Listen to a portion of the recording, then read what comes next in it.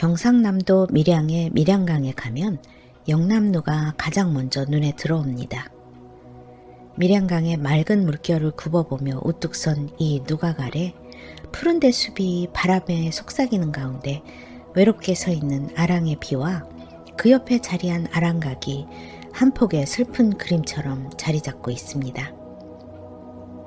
지금으로부터 약 500년 전 조선시대 초기에 있었던 일입니다. 밀양부사 내외에게는 무남동녀 외동딸인 아랑이라는 처녀가 있었습니다.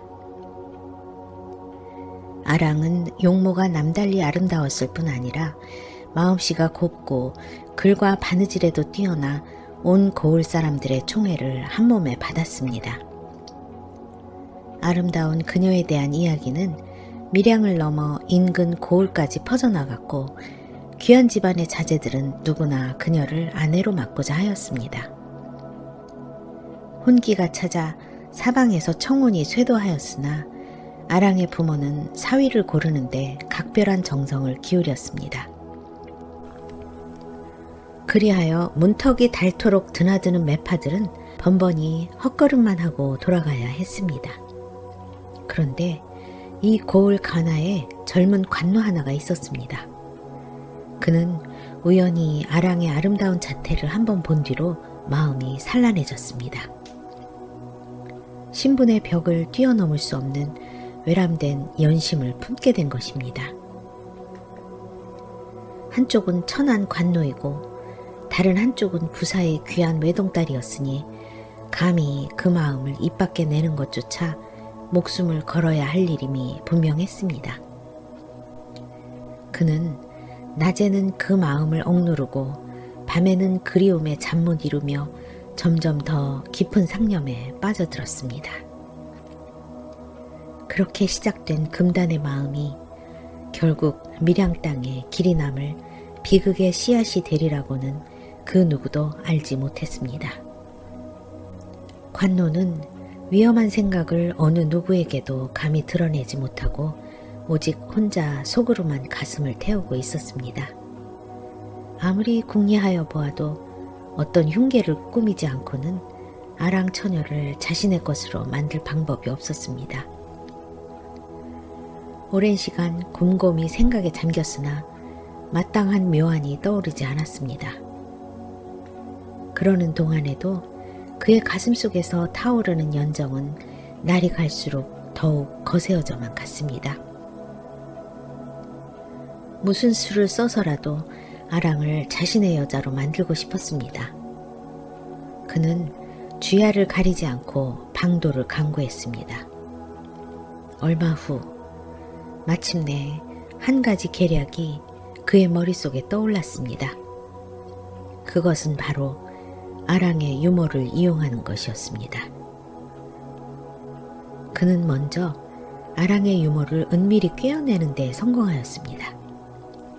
그리고 많은 돈을 유모에게 건네며 자신의 마음속에 간직하고 있던 비밀을 조심스레 털어놓았습니다. 유모는 크게 놀라며 완강히 거절하였습니다. 만일 관노의 말대로 했다가는 목숨을 부지하지 못할 것이었습니다. 하지만 거듭해서 관노가 돈을 건네자 유모의 마음이 점차 흔들리기 시작했습니다.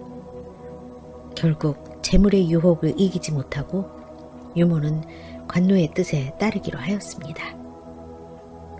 보름달이 뜬 밤이었습니다. 아씨, 오늘 달도 밝은데 강가로 달 구경이나 가실까요? 유모의 꾀임에 아랑은 집을 나서 영남로로 향했습니다. 사람의 그림자조차 보이지 않는 영남로는 고요한 달빛에 감싸여 그야말로 절경을 이루고 있었습니다. 아랑은 유모와 함께 영남로 앞들을 거닐며 깊은 사색에 잠겨 있었습니다. 그때 유모가 말하였습니다. 아씨, 여기 잠시만 계셔요. 소피가 급해서 잠시 다녀오겠습니다. 유모는 아랑을 강가에 세워둔 채 대나무 숲으로 들어가 버렸습니다. 아랑은 달빛에 몸을 맡기고 천천히 강변을 거닐었습니다. 그런데 어디선가 으스스한 발소리가 들려왔습니다. 그러더니 한 사내가 불쑥 그녀 앞에 나타났습니다. 깜짝 놀란 아랑은 외마디 비명을 지르며 뒤로 물러섰습니다. 사내는 관노였습니다. 아랑이 두려움에 몸을 떨었지만 관노는 태연하게 아랑 앞으로 나서며 징그럽게 웃었습니다. 아씨, 그리 놀라실 것 없습니다. 뜻밖의 외간 남자를 마주한 아랑은 당황하여 몸둘 바를 몰랐습니다. 그녀는 다급한 목소리로 유모를 불렀습니다. 유모, 어디 있는 게요? 그러나 이미 모든 것이 계획된 일이었으니 유모가 나타날 리 없었습니다. 관노가 능글맞게 웃으며 다시 말하였습니다. 아씨, 조금도 겁낼 필요는 없습니다. 저는 아씨를 해치려는 사람이 아닙니다. 다만 아씨를 한번 뵙고 싶어 하다가 오늘 이렇게 우연히 뵙게 되어 기쁜 마음에 나섰습니다. 하늘이 맺어준 인연인가 봅니다. 관노가 한 발 더 다가서자 아랑은 겁을 내면서도 준엄하게 꾸짖었습니다.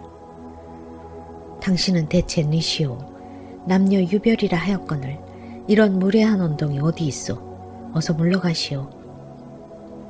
그러나 사내는 오히려 껄껄 웃으며 말하였습니다. 꽃을 본 나비가 어찌 그대로 떠날 수 있겠어? 이것도 하늘이 정한 연분인가 본데 너무 책망하지 마시오. 말을 끝내자마자 그는 덥석 아랑의 손을 잡았습니다. 이런 망측한, 어서 이 손을 놓지 못하겠느냐. 아랑은 성을 내며 소리쳤지만 연약한 여인의 힘으로 남자의 우악스런 손을 뿌리칠 수가 없었습니다. 아랑은 관노의 얼굴에 침을 뱉고 온갖 욕설을 퍼부으며 필사적으로 저항하였습니다. 그러나 이미 불같은 욕정에 사로잡힌 관노는 아랑에게 덤벼들어 겁간하려 하였습니다. 아랑은 죽을 힘을 다해 반항하며 닥치는 대로 물어뜯고 핥히며 위기를 모면하려 애썼습니다. 생각처럼 호락호락하지 않자 결국 화가 치민 사내는 품에서 비수를 꺼내어 그 자리에서 아랑을 찔러 죽이고 말았습니다. 그리고 그녀의 시신을 대숲 속에 내던진 뒤 어둠 속으로 달아나 버렸습니다. 다음 날 밀양 고을은 큰 소란에 휩싸였습니다. 부사의 외동딸 아랑이 하룻밤 사이에 온데간데 없이 사라졌다는 소식이 퍼지자 온 고을이 뒤집혔습니다. 사람들을 풀어 사방으로 찾았으나 아랑의 종적은 끝내 찾을 수 없었습니다. 외동딸 아랑을 금이야 오기야 애지중지 키우던 부모는 침식을 잃고 슬픔에 잠겼습니다. 아무리 찾아도 헛수고였습니다. 마을에서는 아랑이 외간 남자와 눈이 맞아 도망쳤다는 소문까지 돌기 시작했습니다. 슬픔과 눈물로 날을 보내는 가운데 뜻밖에도 아랑의 아버지에게 전근 발령이 내려졌습니다. 그렇게 아랑의 생사도 모르는 채 아랑의 부모는 밀양을 떠나야 했습니다. 아랑의 아버지가 떠난 뒤 밀양에는 새로운 부사가 부임해 왔습니다. 그런데 이상한 일이 벌어졌습니다. 새 부사가 부임한 첫날 원인 모르게 급사하고 만 것입니다. 별다른 병도 없었고 살해당한 흔적도 없었습니다. 조정에서는 다시 새로운 부사를 내려보냈습니다. 그러나 그 부사 역시 부임한 첫날 밤 아무런 이유 없이 세상을 떠났습니다. 세 번째, 네 번째 부사도 마찬가지였습니다. 이렇게 부사가 오기만 하면 하룻밤 사이에 죽어나가자 조정에서는 큰 문제가 되었습니다. 밀양부사 자리를 제수받으면 누구나 사퇴를 요청할 정도였고 자원해서 가려는 사람은 아무도 없었습니다. 밀양은 거의 폐업이 될 지경에 이르렀습니다. 그때 시골 서당을 전전하며 붓을 팔아 생계를 유지하던 한 가난한 선비가 이 이야기를 듣고 이렇게 말하였습니다. 이대로 굶어 죽느니 하루라도 원님 노릇을 하다가 죽는 게 낫지. 그는 서울로 올라가 과감히 밀양부사를 자원하였습니다. 조정에서는 마땅히 갈 사람이 없어 고민하던 차에 다행으로 여기고 밀양부사로 제수하여 내려보냈습니다. 부임하는 즉시 줄였던 배부터 채운 신임부사는 관속들의 현신을 받고 고을 안의 여러 사정을 자세히 물었습니다. 그리고 사령들을 시켜 많은 초를 구해오게 하였습니다. 밤이 깊었습니다. 신임부사는 대청마루에 수많은 촛불을 밝혀놓아 대낮처럼 환하게 만들고 모든 사령들을 물린 뒤 잠을 자지 않고 홀로 앉아 있었습니다. 밤이 더욱 깊어갈 무렵 벼랑간 차가운 음풍이 불어오며 녹이 홍상을 입은 한 처녀가 머리를 풀어헤치고 온몸이 피투성이가 된 채 부사 앞에 나타났습니다. 그 끔찍한 모습에 부사는 순간 놀라 자빠질 뻔하였으나 천성이 담력이 강했던지라 눈을 똑바로 뜨고 그 처녀를 쏘아보았습니다. 처녀는 부사 앞으로 다가오더니 조용히 허리를 굽혀 인사하였습니다. 부사는 위험을 잃지 않고 엄한 목소리로 물었습니다. 너는 대체 누구냐?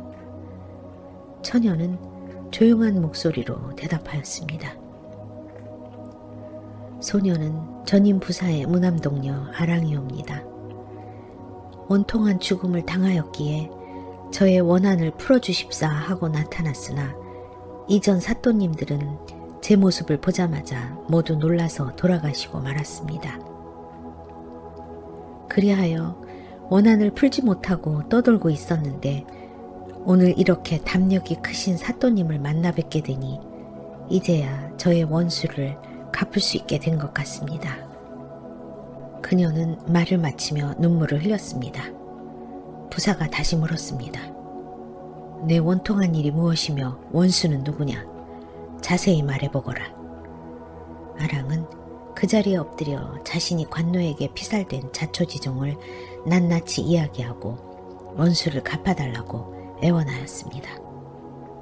부사가 말하였습니다. 내 원수는 반드시 갚아주겠다. 너를 죽인 그 관노가 대체 누구냐? 아랑이 대답하였습니다. 소녀도 그 관노의 이름을 알지 못하옵니다.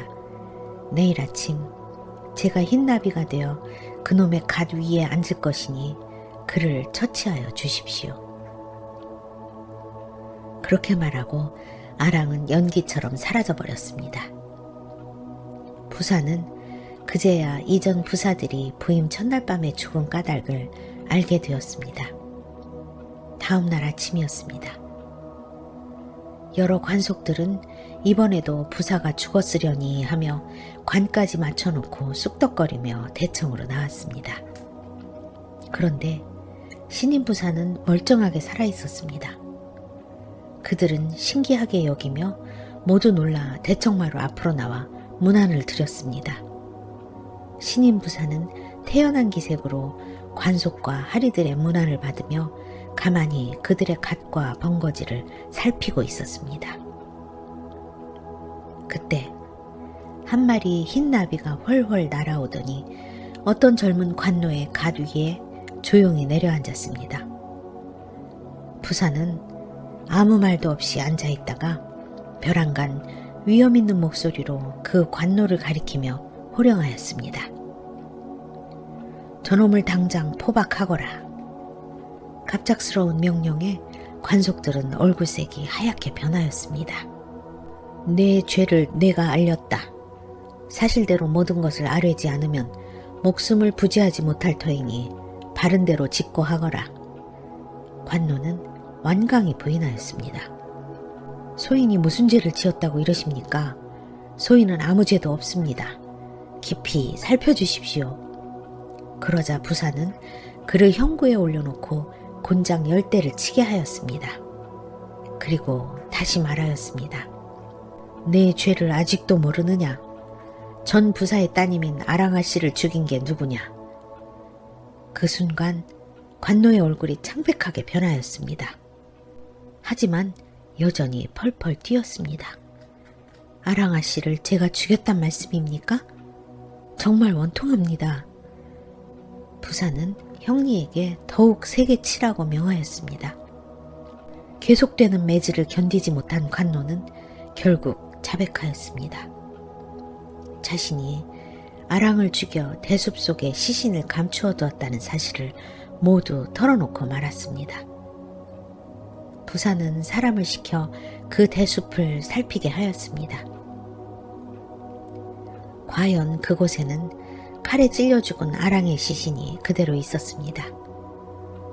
부사는 즉시 그 관노를 처형하고 유모를 잡아들여 감옥에 가두었습니다. 그렇게 아랑의 원수를 갚아주고 아랑의 원혼을 위로하였습니다. 그날 밤 아랑의 원혼이 고운 모습으로 나타났습니다. 그리고 신임 부사에게 100배 살해를 한 뒤 사라졌습니다. 그리고 다시는 아랑의 원혼이 나타나지 않았다고 합니다. 그 후로 밀양의 처녀들은 아랑의 정절을 기리기 위해 사당을 짓고 해마다 제사를 지냈습니다. 지금 밀양강의 영남로 아래에 있는 아랑각이 바로 그 사당이고 대숲 속에 비가 세워져 있는데 그 자리가 아랑이 죽은 자리라고 전해집니다. 지금도 그곳 처녀들은 아랑이 죽은 4월 16일이 되면 제사를 지낸다고 합니다. 그리고 정절을 지키다 원통하게 죽어간 꽃다운 아랑의 원혼을 위로한다고 합니다. 지금까지 경상남도 밀양에서 전해지고 있는 아랑과 흰나비 전설이었습니다. 들어주셔서 감사합니다.